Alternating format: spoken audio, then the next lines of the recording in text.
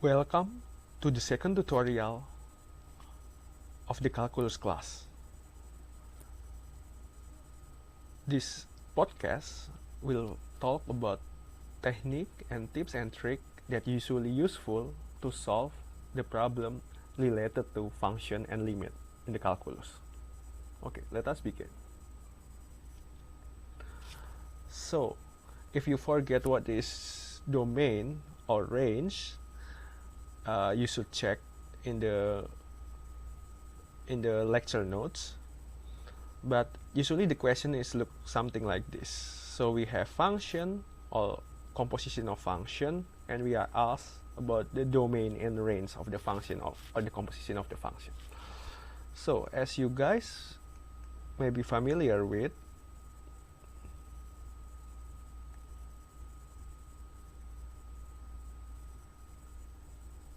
the composition of GOF is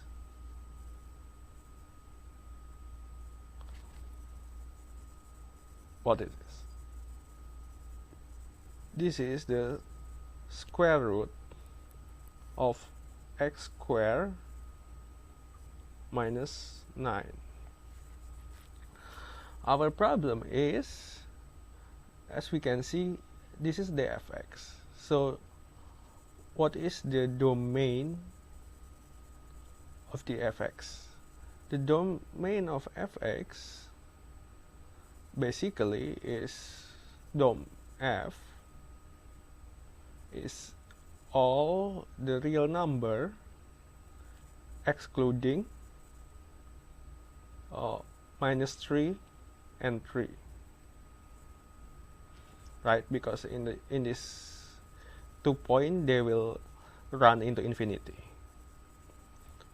But this one, dom g, is more complicated because we know that inside the square root there cannot be a negative value. So dom g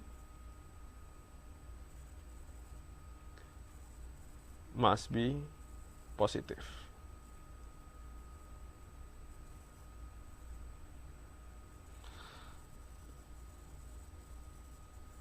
So this means that we must ensure that this one never be, first, this one must never be negative, and second, don't forget about the domain of f. So when this value is negative, is the easiest part is the easiest way to do this is by simply draw to get us the picture. So basically we draw what inside here, x squared minus 9, basically look like this. This is not, so this is minus 3, this is plus 3, and this is 9, and they look like this, right? So we know that for the x between minus 3 to 3, the value inside here will be negative. So the domain of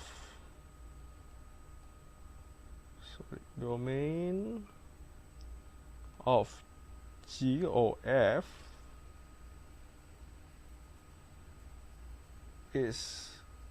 must be smaller than 3 or smaller than minus 3 or larger than plus 3.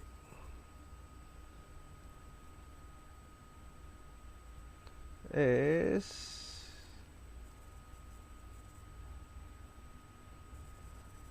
smaller than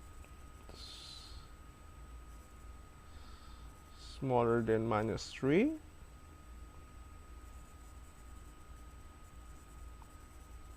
or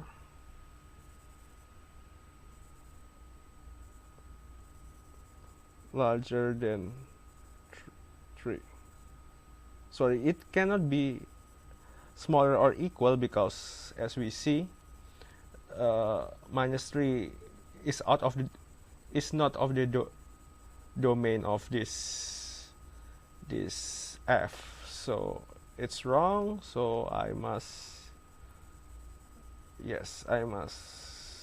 changing this to smaller than, not to smaller or equal than, smaller than minus 3 or x larger than 3. The range of g of f, well,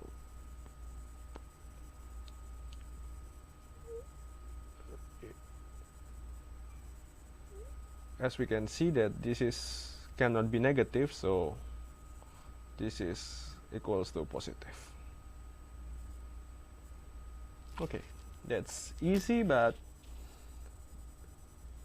you must be careful, because sometimes we usually mislead, because we only see the composition, but we don't see that what function that compose into, and maybe then we must fulfill all of the domain of all the function that it compose into. So not only g or f, but we also satisfying the domain of g and the domain of f.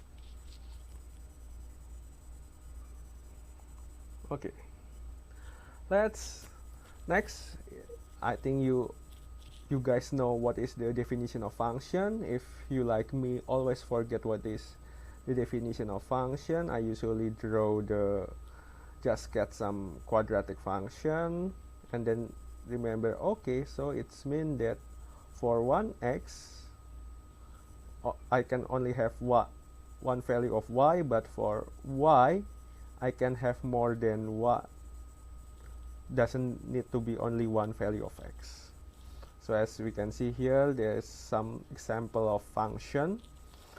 One point that I will emphasize here is, because you are adult now, we will not babysit you, so a function doesn't need to be nice or smooth. It just needs to be a function. So for example, this guy here, doesn't look nice, it's look ugly, but it's a function, because for every x there only one value of y. We don't care for every y they have how many value of x. Okay, so if we met with the problem like this, usually the complication is when we draw, and because of this we have what we call left hand or right hand limit. And yes, because of this function like this, left hand and right hand doesn't need always to be the same. So this not nice function, usually we call it a piecewise defined function. So this is two example of that. So usually the question is, you must draw some weird function, and so we draw. So remember, when we answer the question, first we draw the coordinate. Don't forget the arrow to show that this thing will go to infinity, and right, of course, y axis, this is x axis, and yes, we draw. So if this is the absolute value of x, if x smaller than 1, and x squared plus 1 if it is x, sorry, this must be if x larger or equal than 1. Okay, so let us draw. So for this is 1, 1. And so for x smaller than 1, we draw the basically the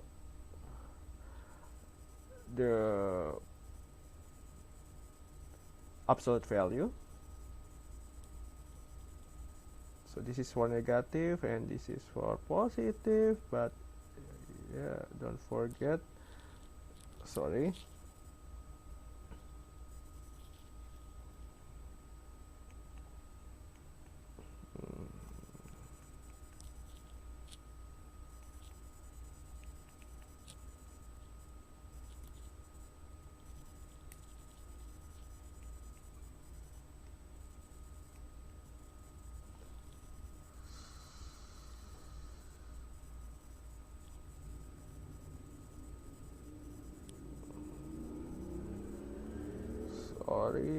yep.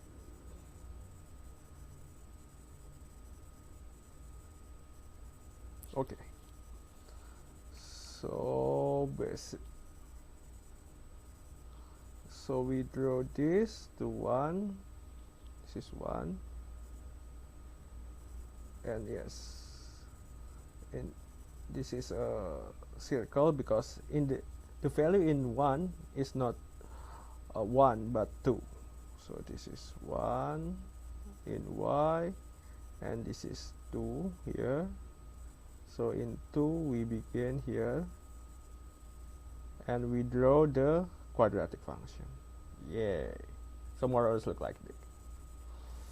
And the second one is this graph, the max of x and y square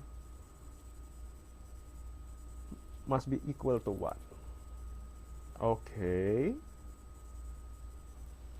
So what it look like? Okay, it is, first of all, it's not a function anymore, as we can see, but sometimes we need to draw some things that not function, and it's fine. As an engineer, the model of our problem doesn't need to be a function.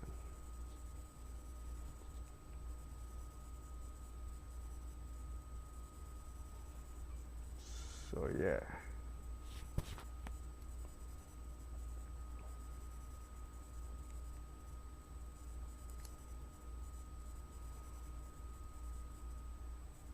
Sorry.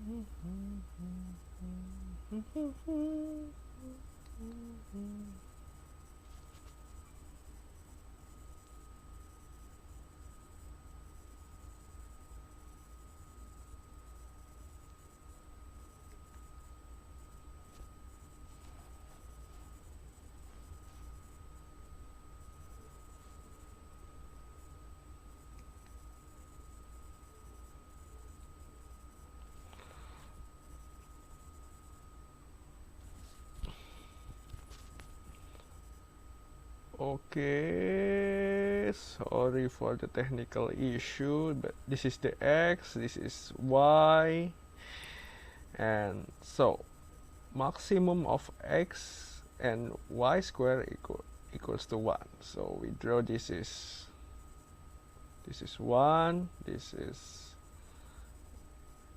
1, this is minus 1. Why minus 1? Because this is maximum of y square, so this three value that we must care about. So this one,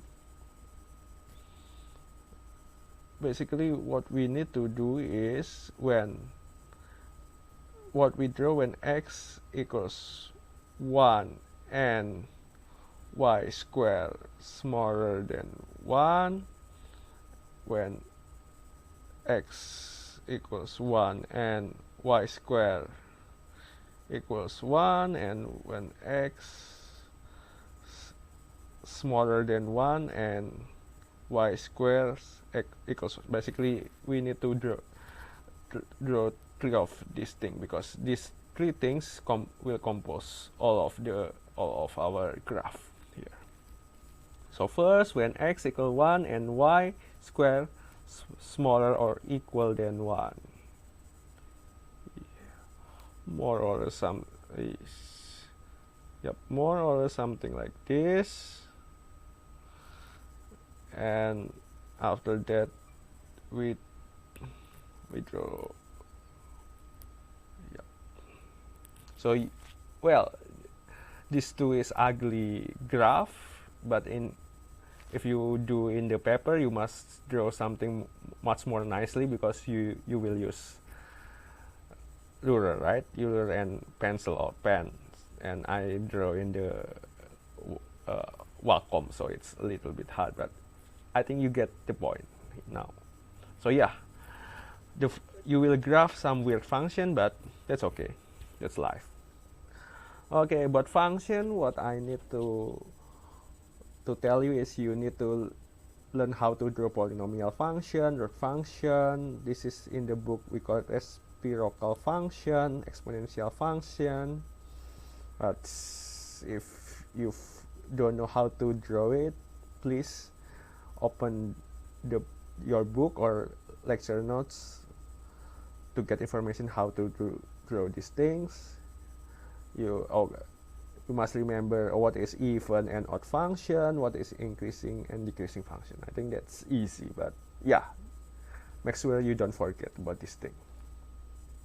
Next, limit. Okay, you have learned about the limit in the class. So the limit, what I want to emphasize is usually the hard part of limit is not the concept of limit itself, not the concept, but the algebraic manipulation to solve the problem. That's the thing that we need to learn for now. Okay, first, always check whether the limit is in the indeterminate form or not. So this is the example, is this one. Well, this one look like complicated, but it's happened to be, it is determinate form, not indeterminate form. So what is this? So the answer would be 9 if we substitute x to the 0. So the answer will be 9 over 1, because e power to 0 is 1. So this 9. So in this case, you don't need to do such complication technique. Just substitute and yeah, we get the answer. So this is the usual weapon, conjugate. This is sin theta over theta if we deal with the trigonometry function. The limit law, don't forget limit law, plus, minus, multiplication, power, square root, blah blah blah blah. And I think you guys all already know about L'Hopital law, but this is what I want to emphasize is you only use L'Hopital if the problem said you allow to use L'Hopital, or if you're really desperate, because otherwise your score will be not good. Your score even may be not counted at all if the problem doesn't really stated that you can use L'Hopital. So it is the last resort. And don't forget, in the college, unlike in the high school, we have left and right hand limit, and doesn't need to be agree, because yeah, we have some weird function. So this is the example of the conjugate. So this is our problem. Find the limit of t approaching to this problem. So the conjugate is something like this. Still, I think all you guys have ever see something like this. So let us check. This is equals to limit t to the upper part will be 6 minus t minus 2 over 3 minus t minus 1. Oh, usually what we need to attack first in the conjugate problem is usually the divisor, the guys under. But as we can see here, both divisor and the guy above is in the shape in the form of conjugate, so we can attack both simultaneously by multiplying with first the conjugate of the guys under, try minus t plus 1 over the same guy, because we want to keep the value, so we multiply by 1 basically, and the next we will multiply by the conjugate of this guy, 6 minus t plus 2 over 6 minus t plus 2. This is equal to limit t minus t approaches to 2. This guy times this guy equals to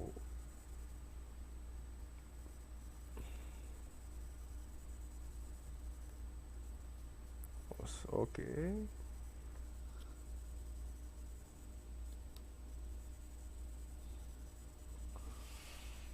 equals to, where are you, pointer?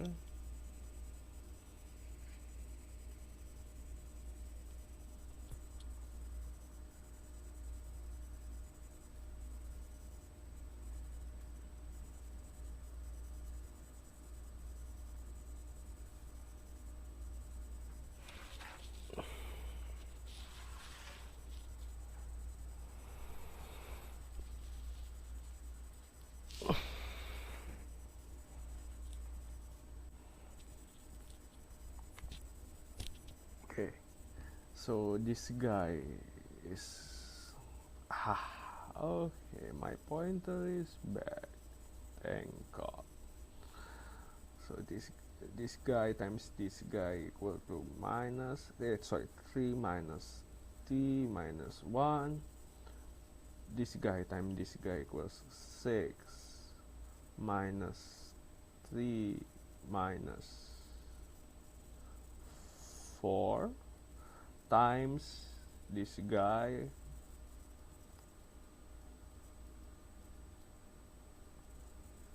plus 1 over this guy 6 minus 3 plus 2.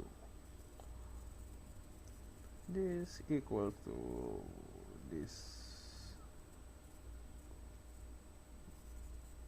6 minus 4, 2 minus t over 3 minus 1, 2 minus 3 times minus 3 plus 1 over 6 minus 3, 6 minus t, sorry, not 3, plus 2. So because this is the same, so this is equals to 1, so we can just cross it, and we just substitute t to 2. The upper part will be 3 minus 2, 1 plus 1 over 6 minus 2 square root of 4 plus 2, sorry,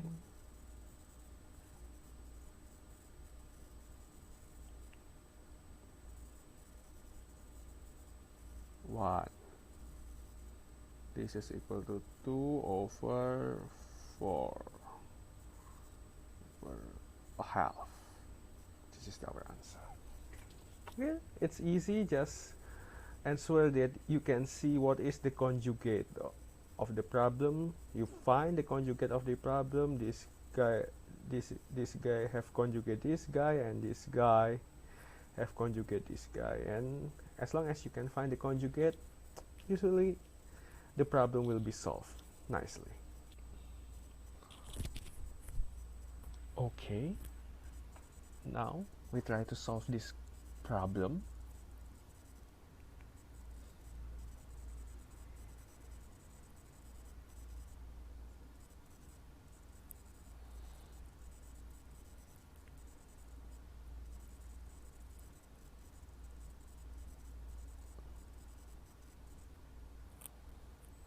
So this one look quite complicated, but as we can see, this one is basically 0, this one is 1, 0 times 1, 0 plus 1 over 0, so infinity plus infinity will be infinity. So it is indeed a determinate form, so it's as easy as that.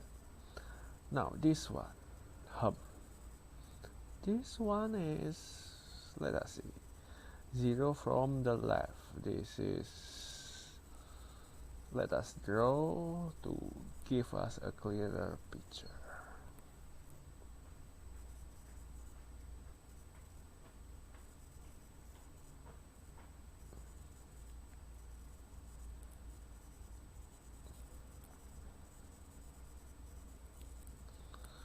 This is 1 over x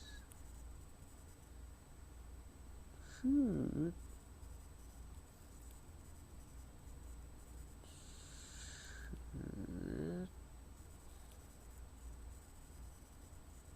y equals 1 over x, and the other guy is,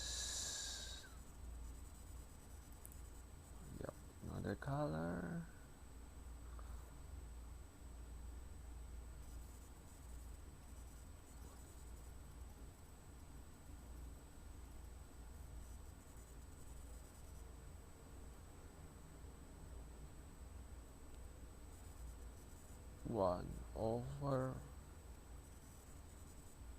One over absolute value of x.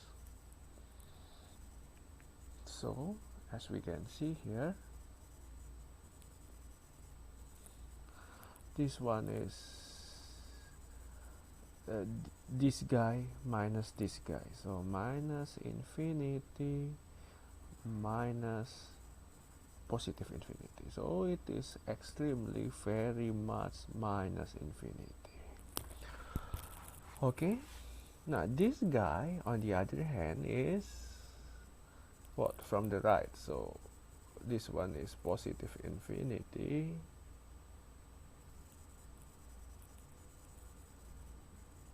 positive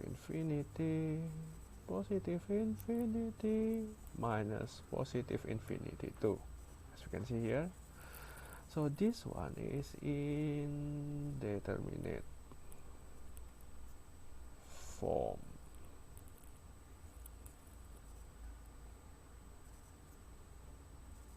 How to solve this? We can use, maybe we can use conjugation, but I think I know something easier. Let us write again. Limit x to the 0 from the right, or right hand limit, 1 over x minus 1 over x absolute. This one is due to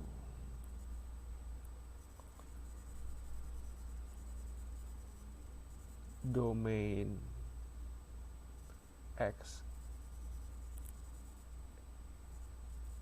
is in the positive real. This one same as limit x approaching 0 from right, 1 over x minus 1 over x, because in the positive this guy equals to this guy, right? So we can write something like this. But you, as I said before, you must state the reason. So this guy is equal to limit x approaching to 0 from right of 1 over x minus 1 over x of 0, because something minus something. So this one is 0.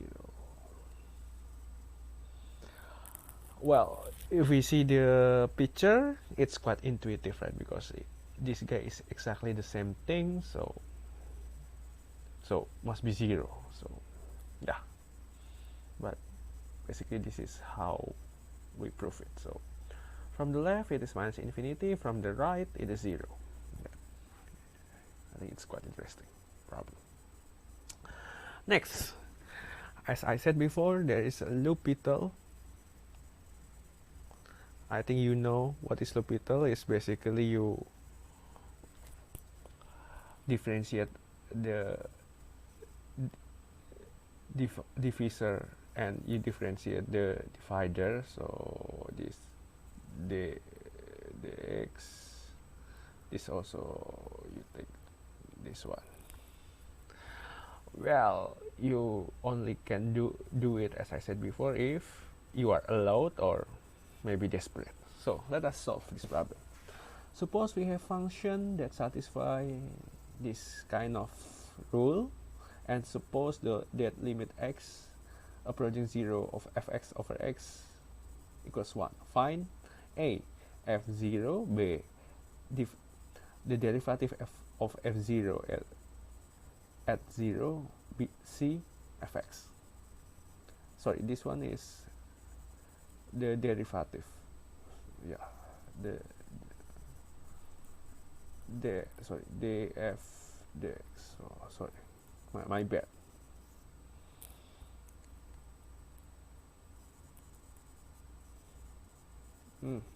Okay, so okay, first what is f0? So as you can know, 0, we can write 0 as 0 plus 0. Yeah, this is one of the reason why we need to learn about function, because it will come handy in this problem. So f0 equals to f0 plus 0. According to this rule, we can write as f0 plus f0 plus 0 squared times 0 plus 0 times 0 squared. This one equals to f0 plus f0, 2 times f0, equals to, from the left hand is f0. So if we minus both sides with f0, that's become 0 equals to f0. So this is the answer of A. Now B. So yeah, this is one of the trick. We can use this one, or usually we write 0 as x minus x. So it becomes f0 equals to f x minus x, and continue. But I think this one is shorter, right? So yeah, nicer. So B.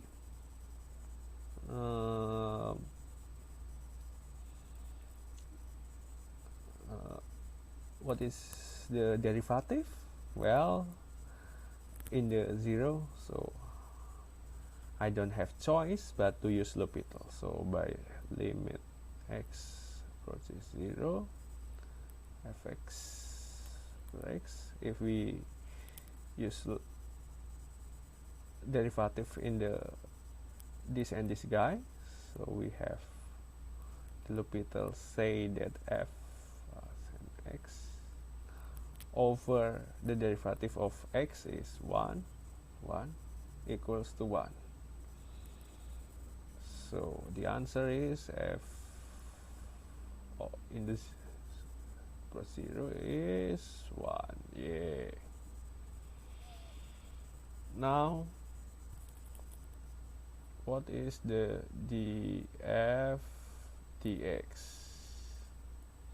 Well, we have no choice but to use the definition of derivative. That is, this one is equal to limit h approaching 0 fx plus h minus fx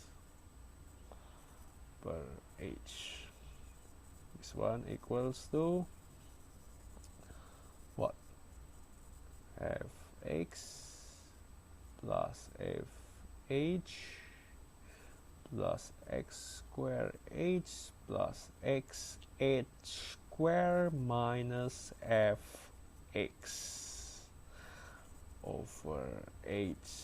Yep. Sorry, this one should be limit h approaches 0. So this one, so this is limit h approaching 0. This guy fx over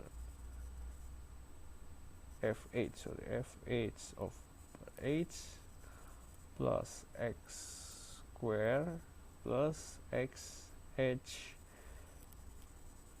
Yep, this one divided by this one x square, this xh square divided by hxx. So this one is equal to limit h plus 0 f h over h plus x square. But we know the value of this from the problem, so this one equals to 1 plus x square. Whew. Interesting, isn't it? So yeah, as we can see this, do we need to use L'Hopital? Maybe not, but we need to solve the C first, then after that we can substitute x to 0, and yeah, we find the same answer, but otherwise we must use L'Hopital.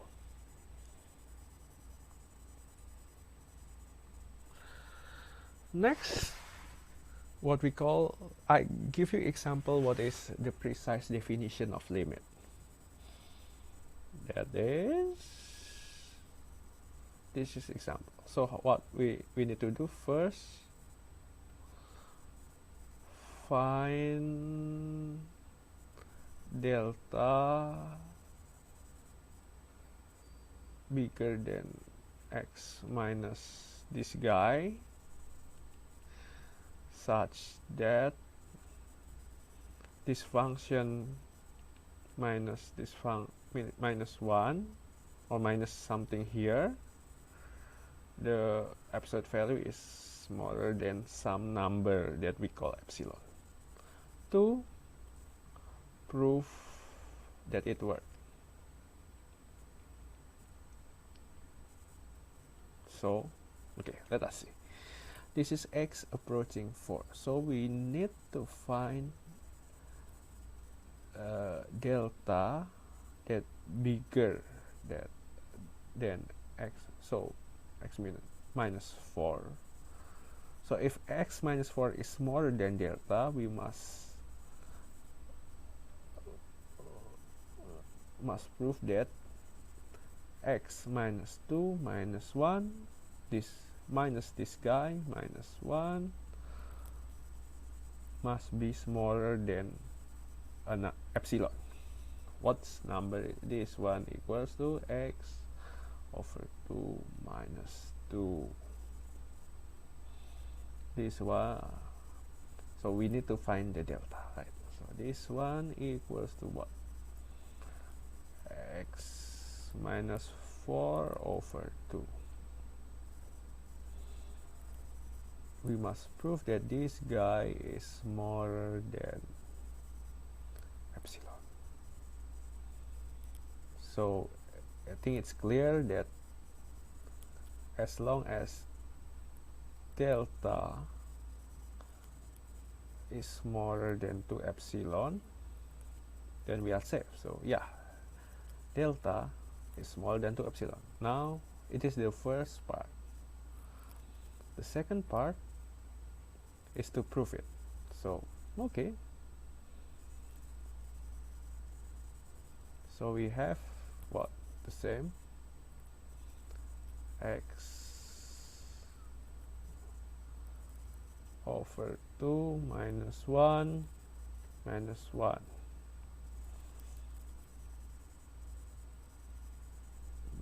equals to, yep, x minus 4 over 2. This one equals to delta over 2, but because we have delta smaller than 2 epsilon, this is smaller to 2 epsilon over 2, which is of course epsilon. So yeah, we solve the problem. Okay, I think I cover most, if not all, the important point. Maybe what I skipped. If you have something that you need to ask, maybe you can